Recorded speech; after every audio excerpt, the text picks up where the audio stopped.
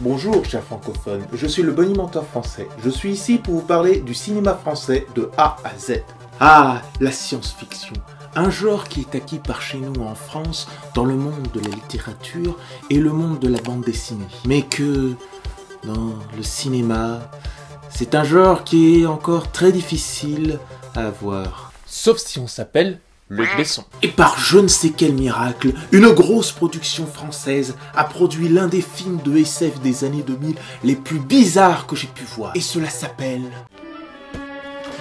Déjà fait? Peut-être. Trop tôt. Je le ferai.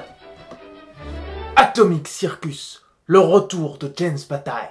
Et c'est un... putain de film, putain de film, putain de film.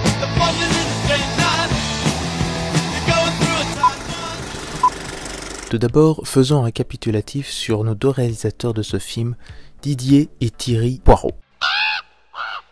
Les frères Poirot ont tout d'abord commencé en réalisant leur premier court-métrage en 1995, Les Escarpins Sauvages, pour la boîte de production Lardux Film, qui est une boîte de production qui produit beaucoup de courts-métrages live-action, animation et de films documentaires depuis plus de 20 ans. Et donc pour leur premier court-métrage, il est entre le conte horrifique et la fiction. Il y a même une énorme inspiration du film Le Monstre de Frankenstein et David Dead.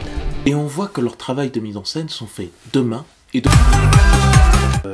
Bref, ils se rapprochent plus des courts-métrages du duo Caro et Jeunet, comme Le Manège pour ce qui est de l'animation en stop-motion, et Le Bunker de la dernière rafale pour son côté très expérimental. Suite à ce succès critique, ils se sont regroupés avec d'autres réalisateurs pour créer le collectif les United Blaireaux.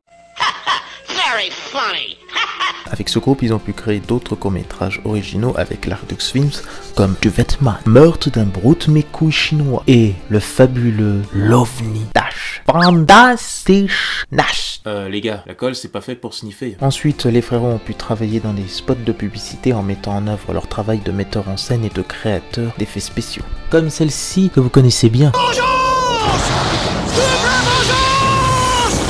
Puis, dans les années 2000, ils commencent à se pencher sur un film de science-fiction en s'inspirant de leur BD inachevé et en créant deux courts-métrages produits par Entropy Film qui seront les bases du film. Et au vu du fait, je pense, du succès du Pacte des Loups, ils ont pu réussir à convaincre TF1 à produire leur film Atomic Circus, qui ne sera pas du tout ce à quoi les producteurs s'attendaient. Et il n'y a bien sûr aucun rapport avec le DJ Atomic Circus. Et dans le casting de ce film insolite, nous aurons la sublime Vanessa Paradis, Jean-Pierre Mariel remplaçant à grande pompe Jean-Yann qui est mort pendant le tournage. Décidément, ça fera la deuxième fois. Jason Fleming, Valentino Venantini, Dominique Betanfil, Bouli-Lanner et le magnifique Benoît Poulvord. Et maintenant, voyons voir si ce film, avec ce budget conséquent, a réussi à faire raviver les femmes de la SF. Manu Banco. Donc, on commence par une voix off qui nous présente James Bataille perdu dans l'espace. C'était la mauvaise semaine pour arrêter de fumer. Ah non, tout d'abord, on commence par un...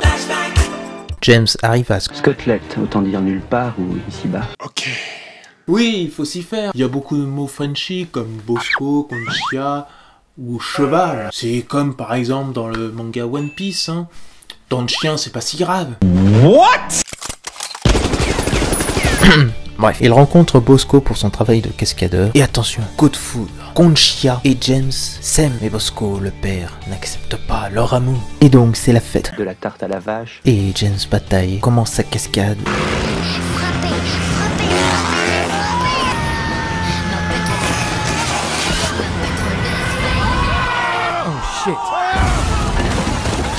Il est donc envoyé pour 133 ans de prison.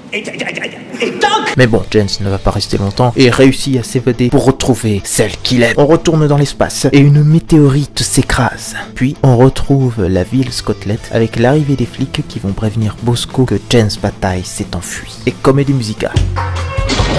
J'aime danser sous la pluie et passer entre les gouttes. Elle caresse mes cheveux et coule sur mes yeux. Elle est bonne. Après cette musique endiablée, on rencontre Brody, l'idiot du village, avec son chien qui a une méchante tumeur.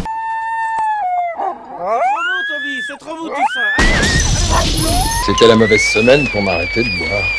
J'appelais ça le Brody Broadway. Je dirais plutôt Torture Broadway. Bref, après cette scène qui mériterait qu'on arrête de donner des chiens à n'importe qui, on commence la préparation de la nouvelle fête de la tarte à la vache. Qu'est-ce que c'est que cette connerie? Mais où il est, mon chat? Et voici l'arrivée du grand, du magnifique, du splendide Alain Chiasse.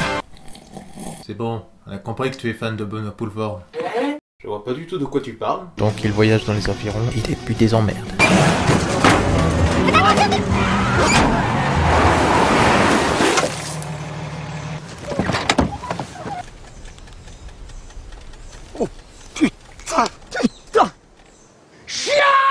Mais bon, pour se défendre, on a tous besoin d'une petite enculade.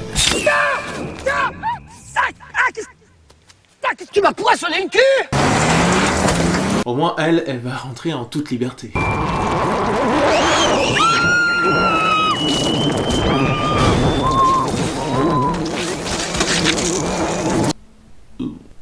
Bon, pas le temps de biaiser. On retrouve James qui rencontre le fou du village qui va l'aider. Enfin, je crois. Donc pendant que n'est pas là, il va essayer de s'enfuir en toute discrétion.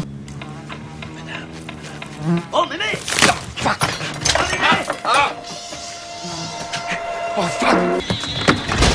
Il a bu de mémé!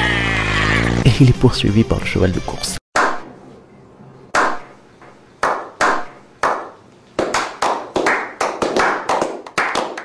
Donc on retrouve Monsieur Chiasse qui arrive à la bicyclette, qui va chez le garagiste pour qu'on répare sa bagnole. Joué par Vincent Bellorger alias Kavinsky. Et Chier devra donc rester ici à cause de la fête. La tarte à la vache! Mais il a trouvé sa proie, enfin sa nouvelle star. Donc il rentre à l'hôtel pour essayer d'appâter le vieux, pour lui permettre d'approcher Conchia et réussir à avoir un rendez-vous avec elle. Donc il discute avec Conchia pour je veux dire, écouter ses projets, mais voilà que... Vous entendez? Vraiment dégueulasse. Pendant ce temps, voilà qu'on revoit les Starkey et Hutch de la Cambrousse qui découvrent le cadavre de la secrétaire en même temps que James qui n'arrive pas à stopper sa camionnette. Hey! Hey, doucement! Hey! Oh merde! Eh ben maintenant, t'as plus qu'à mettre qu'elle s'est fait écraser la tête. Après ces mésaventures, il arrive enfin chez sa bien-aimée. Mais voilà qu'il sent une odeur de pourriture qui l'attend près de chez elle. Ah oui, parce qu'avec lui, il y a... Le bruit et l'odeur. Mais voilà que les envahisseurs arrivent. Et c'est parti pour la fête, avec une chanson de Vanessa Paradis qui attire les aliens et Brody a survécu. C'était pas la semaine pour arrêter les amphétamines. Alors pas de temps de biaiser, il est temps pour James Bata de sauver sa donzelle. Après le show, Chier commence à muter jusqu'à en perdre la tête et la somme en faisant une wedge time. James arrive dans la ville, il retrouve notre cheval préféré et it's showtime.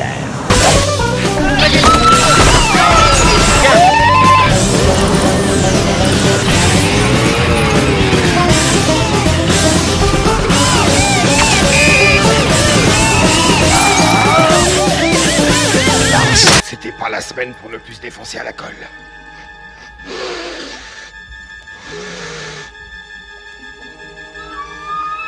Donc James porte le costume du cosmonaute, met le jetpack et va aller sauver sa donzelle. Mais est-ce qu'il arrivera à temps? Est-ce qu'il aura la solution pour se débarrasser des aliens? Et est-ce qu'on connaîtra la recette de cette tarte à la vache? Ça, vous saurez quand vous aurez regardé le film. Déjà, ce que l'on peut voir, c'est que les réalisateurs ont tout fait pour que ce film s'imprègne de la série B et série Z avec le côté kitsch des aliens, les costumes qui font très faux et le scénario qui est très simple. Et ça ne veut pas dire que si c'est simple, ça en est un mauvais film. C'est juste James Bataille qui essaye de tout faire pour rejoindre sa Conchia. Et comme toute péripétie, il y a des dangers. Le cheval fou, les aliens, Chiasse, c'est présenté comme la quête de l'Odyssée du livre d'Homère. Parce que comme dans ce film, Ulysse se bat contre vent et marée pour rejoindre sa famille. Et tous les acteurs et actrices sont excellents, et surtout Benoît Poulvord pour son rôle d'un producteur poisseux et machiste qui nous fait bien rappeler les producteurs de notre époque et surtout celui-ci qui n'en a pas fini avec la justice. Et pour les fans de Vanessa Paradis, vous serez heureux d'écouter ces nouvelles chansons écrites et composées par le groupe de rock Little Rabbit qui a aussi fait la musique du film. Par contre, le seul point négatif que j'aurais à dire pour ce film, c'est le fait qu'ils aient filmé en plein jour, qu'ils n'ont pas réussi à contrôler la lumière du soleil. Ils nous ont fait du Spielberg. Et voilà. Et un point négatif pour Spielberg. Malheureusement, ce film a fait un four au box-office et TF1 a même renié le film jusqu'à enlever des millions dans la production parce qu'il voulait que ce soit plus drôle et consensuel. Fallait regarder leur court-métrage, vous auriez été fixés, pauvre débile. Mais à la fin de tout ça, qu'est-ce qu'on a? On a un film qui est une comédie musicale, de la science-fiction, qui a une ambiance western, qui est une comédie, qui a de l'horreur et qui est un film de genre, un vrai ovni. Ce qui n'est pas pour me déplaire parce que définir un film sur un seul genre, c'est l'abandonner dans une seule case. Alors que un film devrait avoir plusieurs genres, se définir dans plusieurs êtres, une comédie, un drame, la science-fiction, du thriller, ensemble. Et ça fait de grands films, de vrais ovnis. Et ça j'adore. Suite à ce film, Didier Poirot n'a plus signé de tels projets parce que pour lui, c'était le saint graal de tout ce qu'il pouvait faire, le mieux. Tandis que Thierry Poirot continuera sa route en réalisant d'autres films de ce genre, comme le très fun Call of the Dead, la deuxième partie, et co-réalisera l'énigmatique série Zone Blanche, que je vous conseille. Non, on ne parlera pas de l'Aune. On pourrait presque dire qu'Atomic Circus a fermé le moule de ces films de genre d'années 90 et début 2000 et qu'il faudra se forcer pour chercher ces films qui méritent d'être vus sur leur ton différent de ceux qu'on pourrait avoir sur d'autres films français. Il a le mérite d'être unique. Même si pour vous, il est mauvais, il a tenté des trucs. De quoi montrer aux cinéastes qui pensent qu'avec de la fumée et du latex, on peut s'adonner à quelque chose de créatif. Et j'ai bon espoir de voir dans le futur encore des films français de ce genre-là, avec de la joie, de la bonne humeur, de l'innovation, de la créativité et du grand cinéma. Sur ce, je vous dis à la prochaine et je mentionne les films que vous oubliez de mentionner. Il est parti dans les couloirs du temps.